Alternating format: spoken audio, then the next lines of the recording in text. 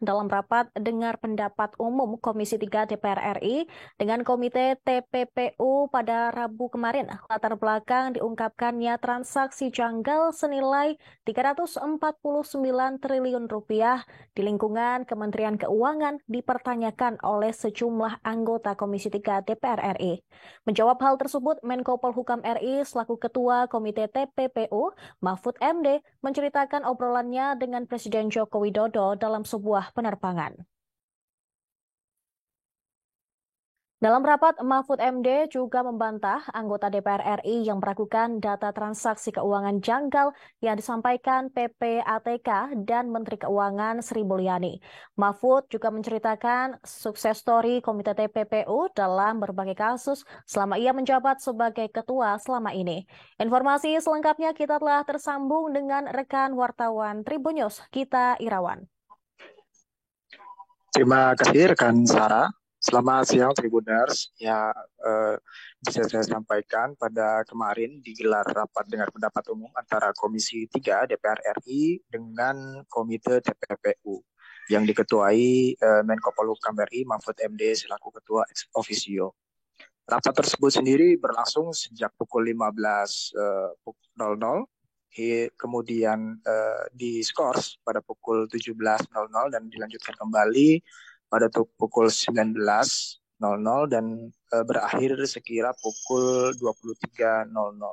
Rapat tersebut juga disebut sebagai rapat yang terpanjang setelah pandemi.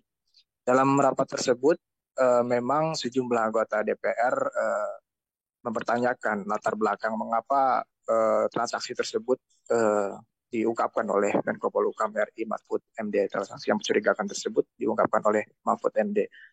Bahkan sebagian juga ada yang menuding gitu motif-motif tertentu di balik pengungkapan tersebut. Namun demikian, Ketua Komite TPPU Mahfud MD menjelaskan latar belakang kenapa ia mengungkap kasus tersebut. Jadi pada sekira sebulan lalu, kata Mahfud, ia diajak naik pesawat pulang bersama Presiden RI Joko Widodo setelah menghadiri acara Hari Lahir Satu Abad NU di Sidoarjo. Dalam penerbangan tersebut, keduanya membahas terkait turunnya indeks persepsi korupsi di Indonesia.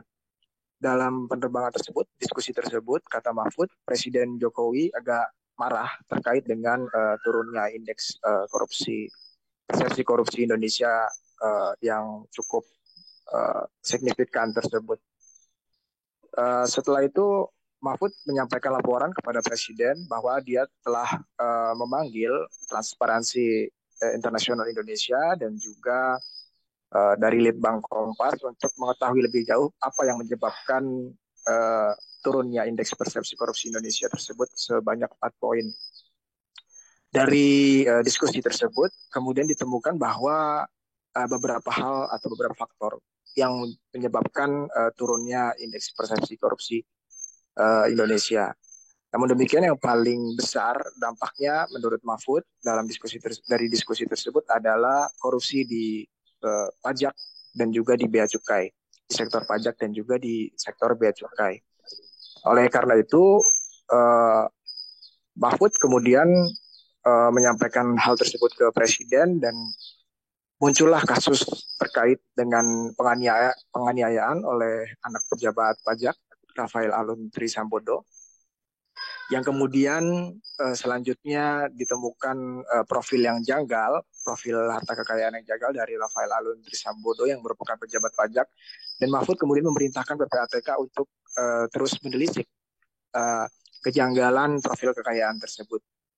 Dari situ kemudian ditemukan bahwa ada indikasi Rafael Alun Trisambodo menyembunyikan kekayaannya yang diduga merupakan tindak pidana pencucian uang.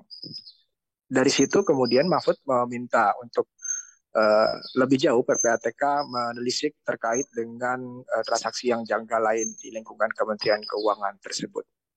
Dan akhirnya ditemukan adanya transaksi perputaran uang yang diduga TPPU senilai 300 triliun dan belakangan kemudian bergerak menjadi 349 triliun rupiah.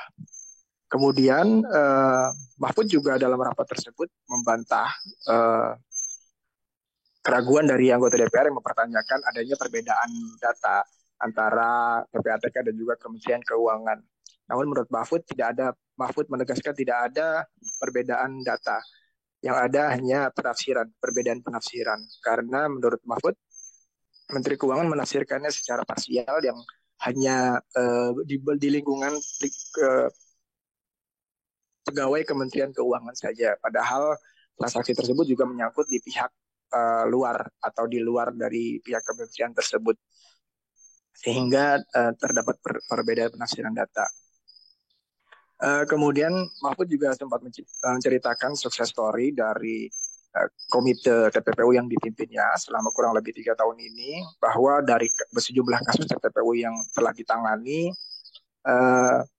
telah mencapai hasil senilai hampir 1.500 triliun untuk negara. Namun itu masih dalam bentuk angka karena sebagian dari nilai tersebut masih ada yang sudah dieksekusi dan juga ada yang masih belum dieksekusi. Namun semua hasil tersebut sudah menjadi putusan. Kasus-kasus tersebut diantaranya adalah ACT, Jiwasraya, Asabri, juga Lukas NMB dan juga kasus narkoba dan juga kasus-kasus lainnya yang terkait dengan TPPU.